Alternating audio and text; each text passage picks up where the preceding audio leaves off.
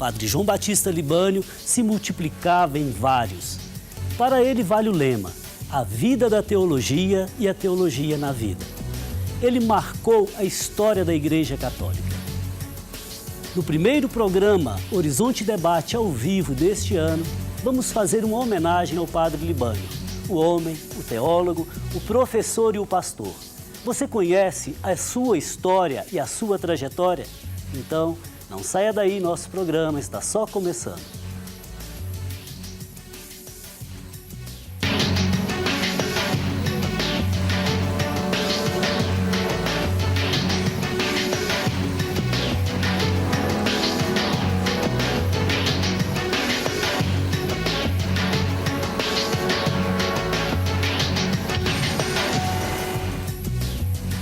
Participam conosco hoje o pároco da Igreja Nossa Senhora de Lourdes de Vespasiano, Padre Lauro Elias de Oliveira. O professor do mestrado em Ciências da Religião da PUC Minas, Paulo Agostinho. E o professor do Departamento de Filosofia da FAGE, Padre Delmar Cardoso. E claro, você, como sempre, é convidado a participar do nosso debate. Hoje estamos conversando sobre a trajetória de vida do Padre Libânio. Então, mande um e-mail para nós, horizontedebate@tvhorizonte.com.br ou ligue para o telefone 3209-0115. Caros convidados, boa noite.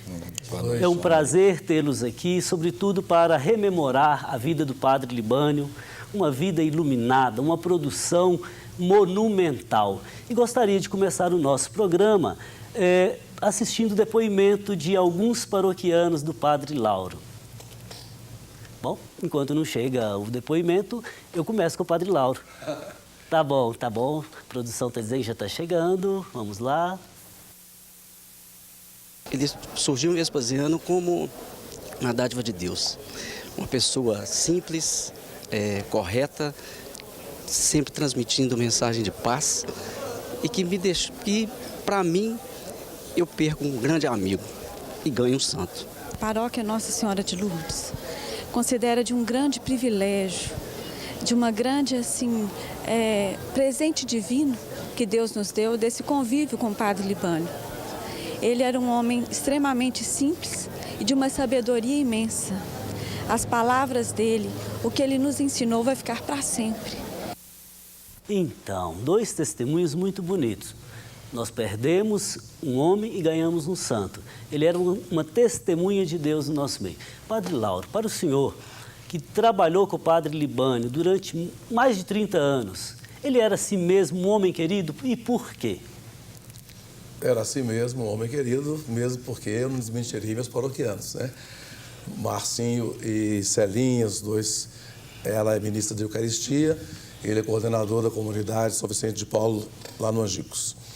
Mas ele era, sim, um homem santo nas atitudes, na proposta de vida, e a santidade dele fluía de maneira não muito ortodoxa, não era um santo assim que a gente já colocava de imediato no altar.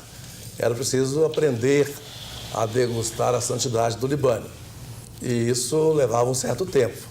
Porque às vezes as pessoas têm uma imagem da santidade assim, meio romântica, às vezes meio moralista, às vezes meio estereotipada, como se não fosse uma pessoa, um ser humano normal, né? O próprio Leonardo Boff, grande companheiro do Padre Libânio, ele diz assim: quase sempre por detrás de um grande santo se esconde um homem e uma mulher, que também conheceram os abismos da miséria humana, né? Não é o caso do Padre Libânio, é claro, né? Mas talvez pela presença muito espontânea dele, Padre Lauro. Com certeza. Também há outras questões assim que tocam a dimensão da santidade do Libânio, que as pessoas se referem não só agora ganharam um santo no céu, mas já havia um santo caminhando na terra. Aliás, é uma proposta pessoal da palavra dele, né? O céu já na terra, as dimensões da vida celestial aqui na caminhada. Então, o que a gente podia dizer? Rapidamente, Libânio era um amigo, um bom sinal para ser santo, era um fiel pastor, um ótimo sinal, e, além do mais, era uma pessoa capaz de transitar entre as diversas correntes, tanto paroquiais quanto de outros níveis, que certamente serão abordados aqui. Tá. Ok, tá bom para iniciar. Padre Delmar, na faculdade, no ambiente acadêmico, a presença do Libânio, como que era? Essa presença amigável, sorridente, serelepe? Era assim o tempo todo. O que a gente via o Libânio na academia, ele era também na comunidade. Ele era uma pessoa muito, podemos dizer assim, de bem com a vida.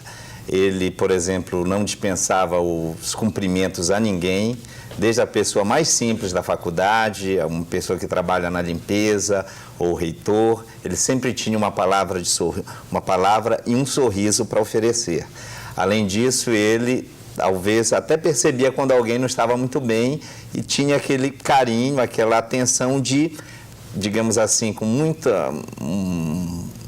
jeito muito mineiro, chegar perto e se oferecer como alguém para poder ajudar. Uhum. Ou seja, de fato, alguém que se colocava lado a lado, né, na caminhada. Lado a lado. Sim. Eu creio que Libânio era um irmão, né? Por exemplo, a nossa diferença de idade são bastante tempo, né? Mas eu sempre o vi como um irmão, né? Eu nunca o vi assim como um pai ou como alguém assim muito distante. Ele tinha a grande capacidade de se aproximar das pessoas e de ficar no nível de qualquer pessoa. Podia ser às vezes até dos cruzeirenses. Tá certo. Essa experiência eu tive também algumas vezes, participando de mesas redondas com ele. Claro que, de certa forma, a gente ficava constrangido, mas ele deixava a gente tão à vontade. Quer dizer, eu não poderia chegar até ele, mas ele chegava até a gente, participando de bancas examinadoras, né? Ou seja, a simplicidade demonstra grande sabedoria. Paulo, onde está o segredo dessa santidade já aqui? Eu acho que é uma profunda fé, né? Uma grande espiritualidade e a capacidade de justamente traduzir essa experiência de fé, né, de uma forma humana, que tocava as pessoas, era capaz de ouvir, né, antenado, acompanhava tudo o que estava acontecendo e traduzia, né, toda a teologia que ele estudou, que ele produziu, numa linguagem que as pessoas entendiam e ficavam fascinadas por isso. Desde jovens, crianças, né, teólogos, não tinha grupo que não entendia. E com humor, né, com alegria, não era aquela coisa carrancuda, chata, não, mas sempre, né, com muita leveza. Com leveza. Muita leveza. Uhum. Tá, agora, ele escreveu 149 livros. Andei dando uma olhada no currículo Lattes dele. Você julga que é uma perda para a teologia e para a igreja? Eu acho que sim, né? Eu acho que Libânio produziria muito mais ainda, né? Eu acho que certamente ele deve ter deixado obras inacabadas, porque era uma produção ali que eu ficava impressionado. Levantava muito cedo. Ele tinha um lema que era não perder tempo, né? Eu vi detalhes agora, nesses dias agora, que até às vezes na fila, né? O padre McDowell dizia que na fila, às vezes, para o restaurante, ele estava com um papelzinho no seminário, lendo alguma coisa. Então, assim, ele queria colocar toda a inteligência dele a serviço mesmo, né? Da igreja, do povo, e com alegria. Então, uma inteligência. A minha pergunta foi numa direção quantitativa. Em termos qualitativos, você se refere a essa tradução da elaboração da teologia, uma linguagem profundamente humana que promove o encontro entre as várias diferenças e promove o diálogo. Sim. Agora, no cenário atual da Igreja Católica, em que sentido isso seria uma perda? Eu acho que principalmente pelas mudanças, né, que nós estamos vivendo com o Papa Francisco. Veja, o Libânio, pela história, pela caminhada, eu acho que ele conseguiria fazer muito bem, né, essa transição, né. Eu acho que esse momento seria muito rico, né, a inteligência, a lucidez dele em relação a essas questões. É um tempo de crise, era alguém que sempre estava preocupado, qual é o futuro do cristianismo, como responder a essa realidade moderna, né, essa pós-modernidade. Então, eu acho que faz falta. Com os pés no chão, de fato. Sim. Uhum.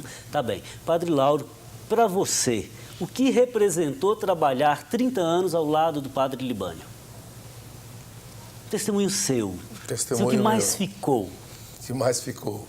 Ficou mais um companheiro que respeita e é parceiro, assume de maneira, digamos assim, tranquila, não ser ele o pároco, mas ao mesmo tempo também assume ser capaz de ajudar o pároco na reflexão e ajudar a comunidade a se situar diante dessas questões que Paulo Agostinho coloca aí e que seriam talvez muito pertinentes numa comunidade paroquial. E mais ainda, eu acho que o Libânio me marcou profundamente pela facilidade com que ele dividiu comigo esses 30 anos, um padre diocesano, um padre jesuíta. É um casamento que não daria certo oficialmente, né? Tá certo. Depois nós vamos voltar criticando os jesuítas com o padre Delmar, tá bom? Tá bom. Antes de ir para o intervalo, queria lembrar mais uma vez a campanha Faço Parte. Fazer parte é a expressão de comunhão com a Igreja Católica. Então, faça parte você também e ajude a Igreja de Belo Horizonte a construir a Catedral Cristo Rei. Nós vamos para um breve intervalo e voltamos já. Enquanto isso, aproveite para participar conosco pelas redes sociais. Até daqui a pouco.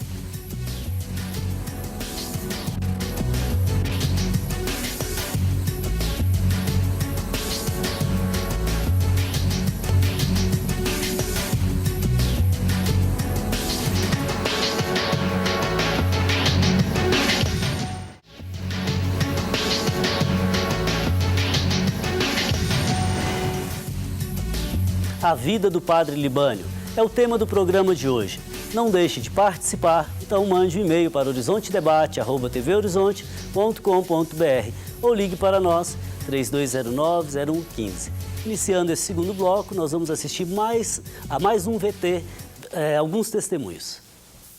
Um homem muito espiritual, um teólogo bastante enraizado na oração, na escuta da palavra de Deus, no contato com as pessoas, um teólogo profundamente, o que nós chamaríamos há uns tempos atrás, pé no chão, estava sempre próximo do povo lá, sobretudo na paróquia de Vespasiano, onde ele foi vigário paroquial durante tantos anos. Vai ficar a saudade. Eu tive o prazer e o privilégio de conviver com ele, vários funcionários também.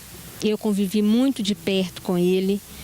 Eu sei que ele vai fazer falta para a gente. Ele já está deixando saudade. Então, Padre Delmar, o testemunho do Geraldo Demore vai nessa direção, né? Vamos dizer assim, ele era um homem enraizado. Ser um homem, um teólogo enraizado, é a mesma coisa que ser radical? Se a gente entender radical como alguém que vai às raízes, sim. Né? Então ele era alguém de fato que tinha as raízes muito bem fincadas numa tradição, podemos dizer, com letra maiúscula, e que mesmo assim isso não impedia de ser uma pessoa muito, digamos assim, próxima das pessoas, próxima especialmente das pessoas simples, mas também das pessoas, digamos assim, também professores, médicos, né? Ele tinha uma gama de amizades que ia desde as pessoas mais simples até as pessoas assim mais, digamos, com um papel mais importante na sociedade. Naturalmente fiz a pergunta porque a origem da palavra é a mesma, do latim radix, né? Agora, há pessoas que acham que voltar às raízes é ser radical, é bater a cabeça na parede, se fechar ao diálogo. Tudo o contrário foi o Padre Libânio, né? Justamente, ele, nesse sentido, ele tinha o lado mineiro, né? Que era justamente alguém bastante aberto a dialogar e ser um articulador, mas também eu diria assim um lado jesuítico, né? De um lado ter a parte assim que avança naquilo que tem que avançar e até as fronteiras, mas sem perder a tradição, ou seja, o fato de nós termos raízes que nós sabemos são profundas. Então, essa era uma pergunta que a gente queria fazer também, provocados aí pelo Lauro, né? O que é ser jesuíta? Bem, uma das definições que é dada nos documentos recentes da companhia é que nós somos pecadores e amados por Deus, né? É alguém que se sente não melhor que os outros, mas essa condição nos leva a servir, né?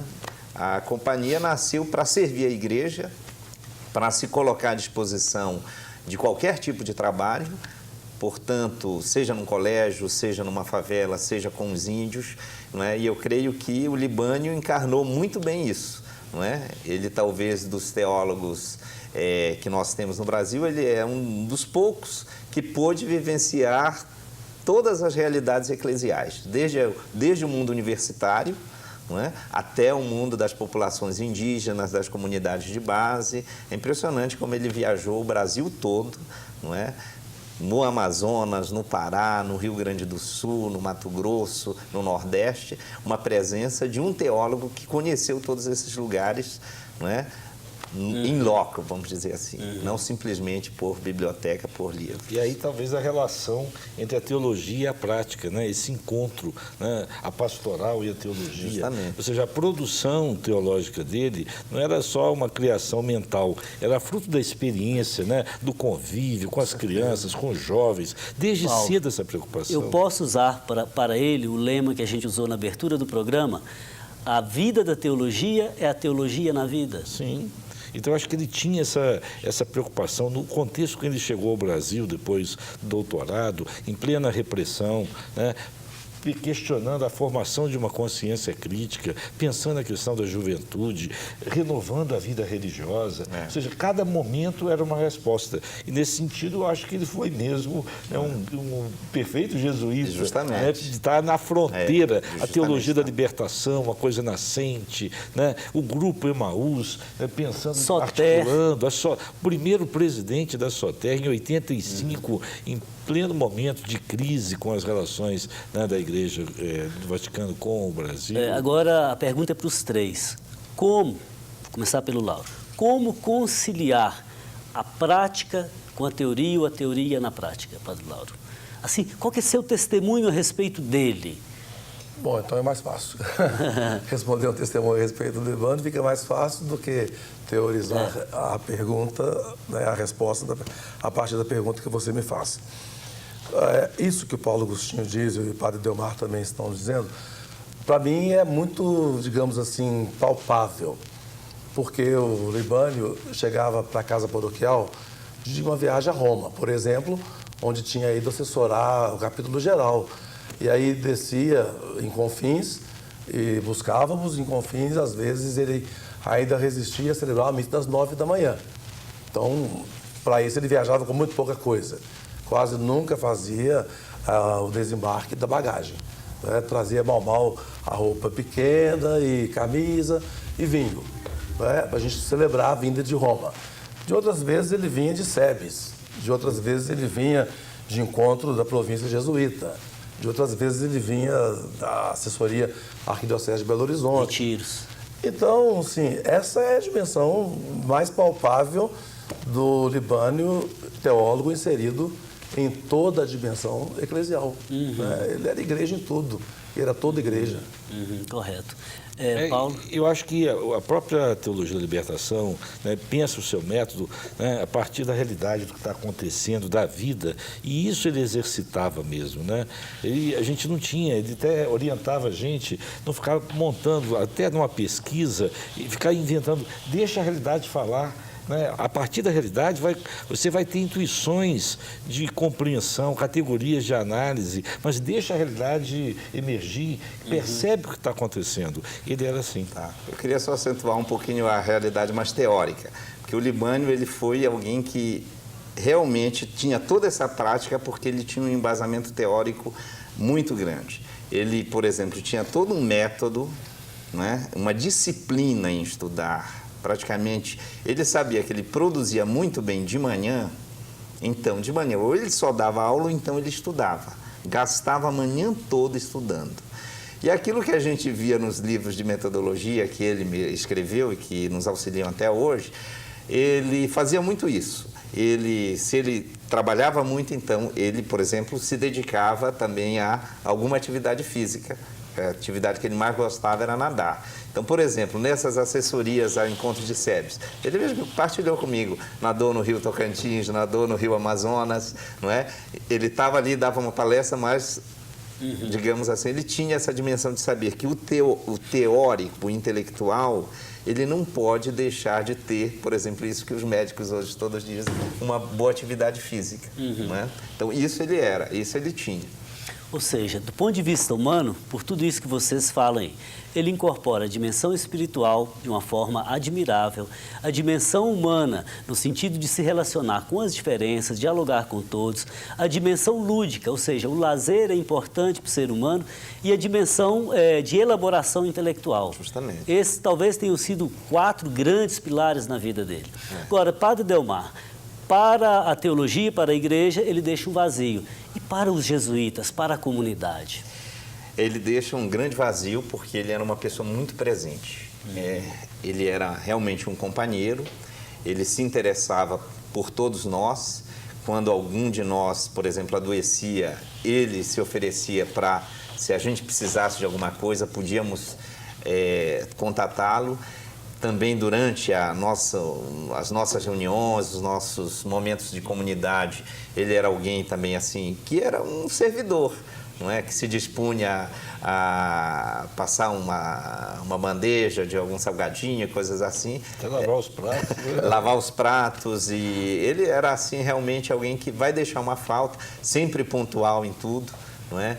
Nos transmitia essa atenção que todos devemos ter uns com os outros, de realmente sermos pontuais, de sermos atentos também. E era uma pessoa muito leve, mesmo quando ele nos corrigia, ele tinha a grande delicadeza de que nessa correção a gente não ficava ofendido e compreendia realmente que tinha vacilado em algum aspecto, né? Ele tinha esse dom de fazer a gente notar o próprio defeito sem que isso fosse, digamos assim, uma agressão. Realmente fazia uma correção fraterna. Ok. Aí está a santidade que o Lauro dizia, né? O santo aí. Ô Paulo, agora você acha que pela experiência que ele teve, por exemplo, com a SEBS, se numa teologia pé no chão, ele trouxe equilíbrio na elaboração da teologia da libertação? Porque ele não foi um homem que usou de extremismos, por exemplo. Mas assim, ele nunca deixou de pontuar e colocar claramente, né, as questões, inclusive nos debates todos que a teologia da libertação se envolveu, ou da SEBS, ele sempre escreveu e se posicionou de uma maneira muito clara. Mas ele tinha um segredo interessante, ele ponderava, ele via os aspectos positivos e negativos, era capaz de perceber. Enquanto alguns só olhavam um lado da questão, ele sempre teve como esse método, olhar todos os aspectos e mostrar, quando a gente faz uma opção... Nós retomamos isso aí no próximo bloco. Tá bom. Voltamos já, logo após o intervalo. Aproveite para participar conosco. Faça sua pergunta pelo telefone 3209-0115 ou pelo facebook.com/Horizonte Debate TV. Voltamos daqui a pouco.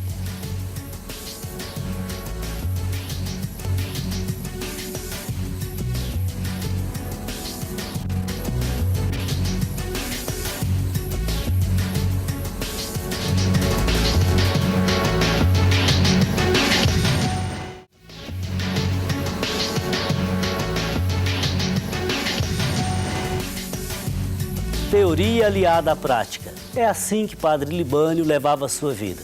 Não deixe de participar com a gente. Mande o seu comentário para o e-mail horizontedebate@tvhorizonte.com.br ou pelo telefone 3209-0115. Para você que está chegando agora, participam conosco hoje o pároco da Igreja Nossa Senhora de Lourdes de Vespasiano, Padre Lauro Elias de Oliveira, professor do mestrado em Ciências da Religião da PUC Minas, Paulo Agostinho, e o professor do Departamento de Filosofia da FAGE, Padre Delmar Cardoso. Bom, retomando nossa conversa, Padre Lauro, como que era o trabalho do Padre Libânio com os mais pobres, os mais simples? O trabalho dele com os mais pobres, mais simples, a gente pode dizer que era o mesmo trabalho com todos os paroquianos e paroquianas. Libânio não tinha distinção. Agora, é claro, se a gente quiser focar especificamente nisso, a gente pode dizer o seguinte: Libânio fazia desde uma palestra com o tema, ele deu todos os tratados de teologia em Vespasiano, a uma visita a uma casa que precisava de uma palavra, de uma bênção do padre, e tratava essas pessoas, como o Padre Delmar dizia agora mesmo, com total igualdade. Segunda coisa, Libânio tinha uma preocupação muito grande com a ação social da paróquia, as PAV. E aí, inclusive, doou todos os presentes que ele ganharia no 50º de ordenação presbiteral para a Aspav. Pediu, olha, eu não quero presente, eu quero que o dinheiro seja canalizado para a Aspav. Não tem nada de que eu precise, e Libânio era totalmente despojado, né? Depois tinha um outro trabalho dele muito interessante, voltado para essa dimensão, que era justamente com as crianças. Na missa, por exemplo, das crianças, que é a missa, digamos, entre aspas, mais famosa, Libânio contava historinhas, e as historinhas dele sempre realçavam a dimensão preferencial de Deus pela criança, pelo pobre, pelo marginalizado. Ora, essa pastoral é uma pastoral aberta, não é exclusiva, não é, mas é uma pastoral que mostra que ele amou a todos na paróquia indistintamente. Uhum. Então, esse aí, não sei se estou correto, Paulo e Padre Delmar, talvez tenha sido a maior contribuição dele para a teologia da libertação. Estou certo, Padre Delmar? Creio que sim, não é? Porque ele realmente foi um teólogo que se aproximou das pessoas, não é? Como o Padre Lauro falou, ele sempre teve esse tema da justiça social, a atenção à justiça, e ele pessoalmente era uma pessoa muito despojada, não é? Eu que convivi na mesma casa com ele, sei que Libânio tinha pouquíssimas coisas, não é? E ele, se recebia algum presente, ele levava para alguém, não é? Ele, por exemplo, como professor, como participante de congresso, ele sempre ganhava bolsas e tudo mais. Ele dizia, não, isso aqui é presente dos coroinhas, eu levo porque os coroinhas vão receber, todos já estão esperando, né? E assim por diante. Tá. Então, quer dizer, só fechando esse tema da teologia da libertação, essencialmente ele era um teólogo da libertação, mas ao mesmo tempo articulava toda a parte teórica com o trabalho nas comunidades, a igreja que vai ao povo. Você acha, Paulo, que tenha sido um grande legado prático, pastoral do Libânio? Eu acho que sim. Ele aliava justamente essa competência teológica, né, o rigor acadêmico, com a experiência e a prática pastoral, né, na paróquia, nas assessorias, nos grupos, das comunidades. E eu acho que essa experiência alimentava a qualidade da teologia dele. Então, é aquela articulação entre a teologia e a prática. Você dizia nos bastidores que foi aluno do Padre Libânio muito tempo atrás. Vamos agora ver o testemunho do professor Edivar, que também foi aluno do Padre Libânio. O Padre Libânio ele não só semeava lições no coração da gente, ele acompanhava o crescimento até a planta começar a dar fruto. E quando ele percebia que a gente estava pronto, ele lançava a gente na missão. Eu pude fazer uma pesquisa, escrever um livro com ele, fazer palestras, dar cursos junto com ele. Eu que era simplesmente um orientando. Então ele tinha essa capacidade. O Padre Libânio tinha um dom muito profundo de Deus. Ele olhava para a gente e enxergava o processo, as possibilidades. Então ele conseguia, com o seu jeito amigo de ser e como professor, de estimular a gente a colocar para fora o melhor da gente. Essa formação sólida o permitia estar por dentro de todas as grandes tendências culturais do nosso tempo. Então isso permitia que ele estava sempre se atualizando e oferecendo isso para o conjunto da teologia e das grandes tendências, né, da própria Igreja Católica aqui no Brasil.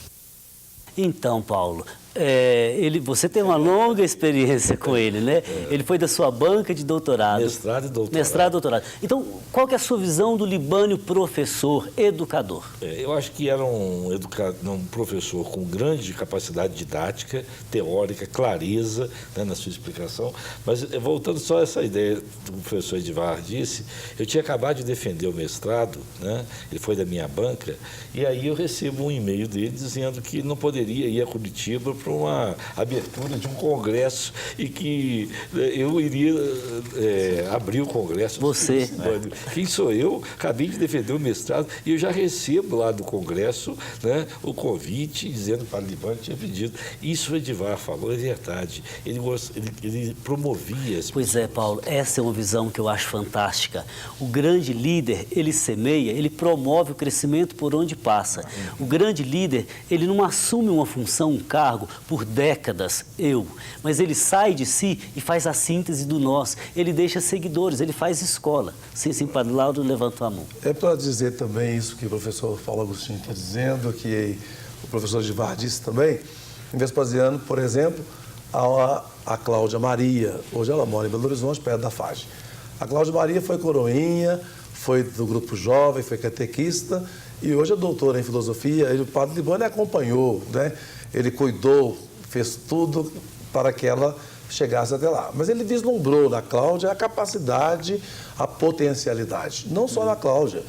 O Bruno, que hoje faz medicina, o Guilherme, que fez filosofia na FAGE. Nós temos lá pessoas que fizeram cursos acadêmicos na FAGE, graças ao Libânio, escondidinho, às vezes sem nenhum barulho, sem nada. Quando a Cláudia Maria precisou de uma declaração do pároco, aí então eu disse, olha, precisa que o pároco escreva isso. Mas já está na hora? Eu perguntei, já está na hora, já está indo para Roma. Olha. Né? Então, ela fez na Gregoriana o doutorado dela. E aí a gente vê que é de verdade isso. E ele põe para frente, fulano, vai, você pode falar, fale, justamente. Você dá conta. Se não der conta assim 100%, dá conta mais ou menos, depois você dá conta 100%. Aliás, há uma coisa que eu acho fantástica na vida. Há pessoas que dizem assim, olha, quando nós recebemos uma crítica, nós crescemos. Eu digo não. Eu acho que a crítica gera ressentimento.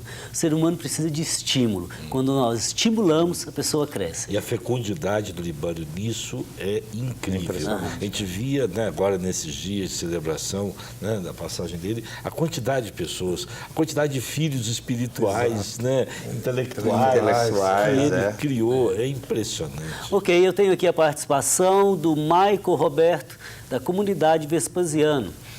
Manda um abraço para o Padre Lauro e pede que Deus nos conforte na perda deste grande irmão. Maico, fraterno abraço. Aparecida Lima, do bairro Cachoeira, em São José da Lapa, está muito emocionada pelas homenagens e a lembrança do Padre Libânio. Aparecida Lima, fraterno abraço.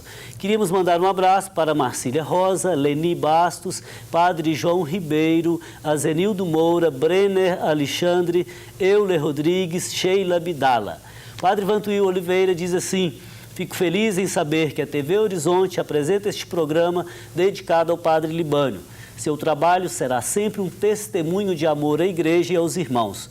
Soube consumir sua vida em favor do Evangelho, sempre com o rosto de Deus, revelador do Cristo em todos. Padre Delmar, como foi que era esse amor dele à igreja e ao povo?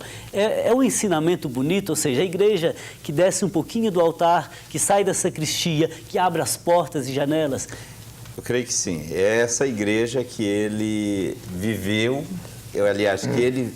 Foi nessa igreja que ele viveu e essa igreja que ele divulgou.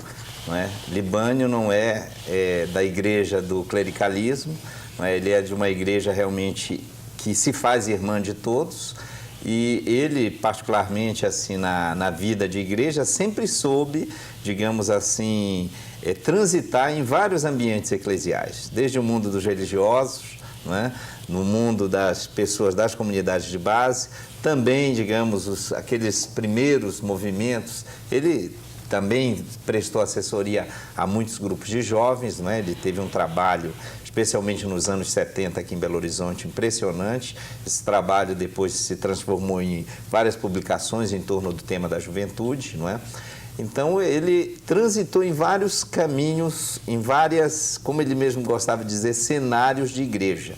Agora, é claro que aquela igreja mais próxima das pessoas simples, uma igreja de João 23 e agora de Papa Francisco, não é? E foi o rosto de igreja que ele transmitiu às pessoas, não é?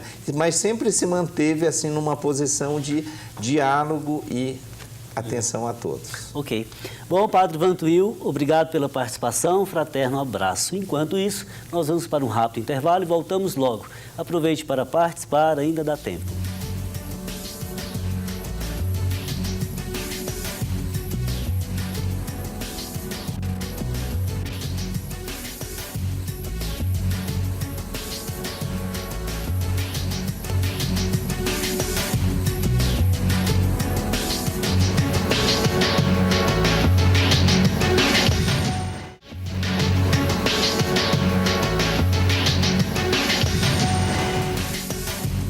Voltamos com o Horizonte Debate, hoje prestando uma homenagem ao Padre Libânio. Tem aqui a participação do Padre Luiz Antônio Reis. Tive a oportunidade de ser aluno dele várias vezes, um teólogo de primeira. Sabia questionar radicalmente sem agredir o seu ouvinte. Paulo Agostinho, o que é ser um teólogo de primeira? Eu acho que o que o padre disse é verdade. Crítico, né, com o rigor da pesquisa, mas aberto ao diálogo e muito atento à realidade, né, o que acontece no mundo. Era de uma rapidez, de uma inteligência de perceber o que estava acontecendo e dar uma resposta, né, adequada. E era interessante, né, escrever, além dos livros, né, a gente fez referência aqui aos livros, mas as homilias, né, os textos de jornal respondendo a temáticas das mais diversas. Então você via que ele acompanhava, estava ligado a essa realidade. Eu acho que talvez é essa pessoa, né, que é capaz, a partir da sua experiência espiritual de fé, né, de olhar a realidade, ver a presença de Deus, né, e ser capaz de ser crítico, mas não fechar, né, nessa criticidade. Como que você define a experiência da fé? A fé é conteúdo? Como que é isso? A fé é um sentido profundo, né, de vida, né, e que a gente encontra justamente pela experiência que se vive. Sem dúvida, a família, né, o dom de Deus, é claro, mas a família, o ambiente, os amigos, mas mesmo na contrariedade, essa capacidade de encontrar sentido e fazer sentido. Tá bom. Eu vou agradecer o padre Luiz Antônio Reis, que dizia que o Libânio é um teólogo de primeira. E vamos ver mais um VT, com 2 testemunhos muito bonitos. Ele tem uma peculiaridade, grande teólogo, né? Em termos teóricos, etc., grande teórico, mas sempre fez uma teologia a partir da base e uma teologia que voltava às bases. Ele dava uma fundamentação para as comunidades de base, uma fundamentação teológica de alta qualidade, mas de uma maneira muito simples. Você não tinha impressão que ele estava fazendo teologia e estava fazendo teologia boa. Eu aprendi muito com o Libânio, sobretudo a humildade e também nos conhecimentos, aplicando hoje na minha paróquia, sobretudo na pastoral.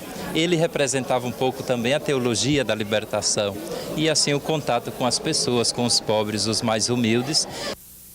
Então, padre Delmar, que segredo é esse? Que ele fazia teologia e parecia que não estava fazendo, e fazia uma teologia de qualidade. Então, eu acho que o segredo disso era muita dedicação, não é?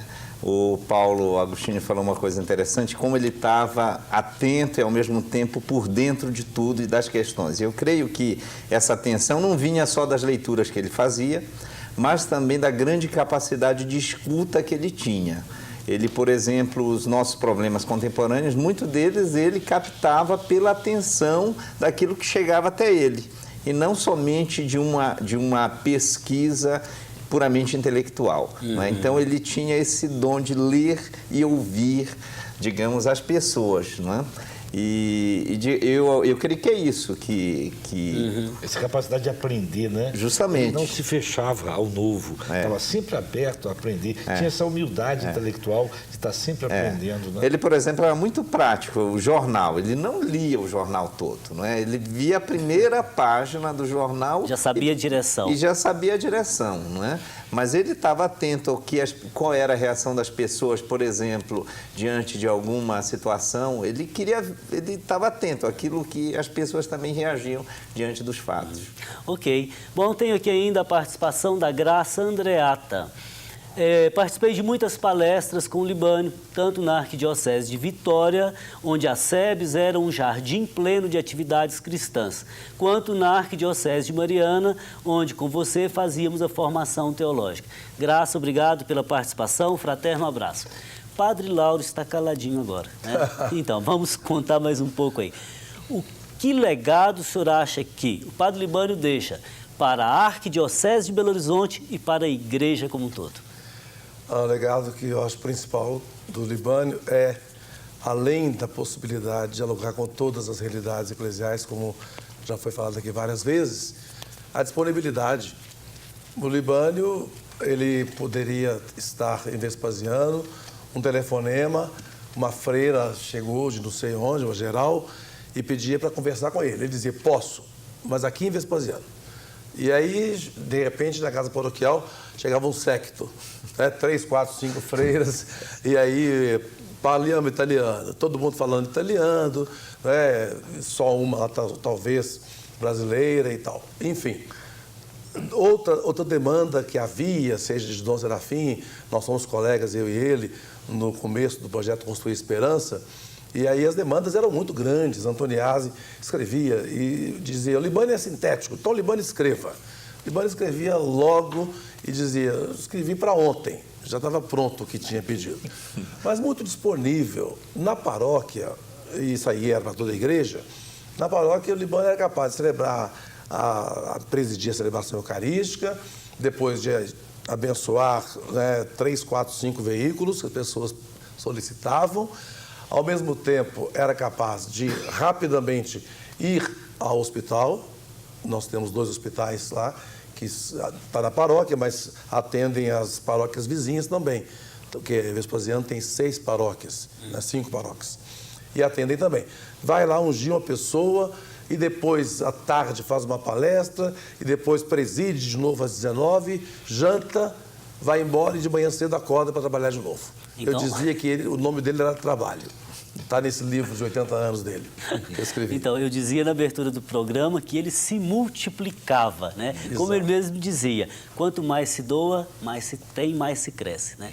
Tenho aqui a participação de mais alguém, Sacramento. Diz assim: parabéns pelo programa. Libânio foi amigo, mestre e pastor. Tinha como característica trabalhar a etimologia da palavra. Ele justificava dizendo que essa tradução possibilita ao povo apropriar-se da linguagem. Dentre outras, fará falta para nos ajudar a entender as mudanças que o Papa Francisco está empreendendo. Como disse Chico Pinheiro, lembra-te de nós, Libânio, quando contemplares a Sagrada Face. Abraço ao Padre Delmar e ao Padre Lauro. Sacramento, obrigado pela participação. Algum comentário? Não, ok, participação bonita, né? Padre Delmar, nós falamos muito na tradução, né?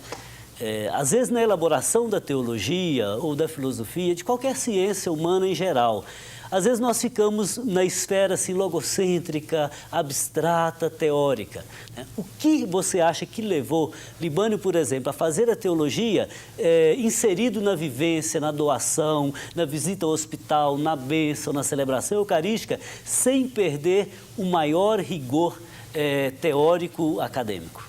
Eu creio que levou foi uma própria exigência do estudo, não é? Então, ele não fez do estudo uma profissão. Ele fez do estudo uma vocação.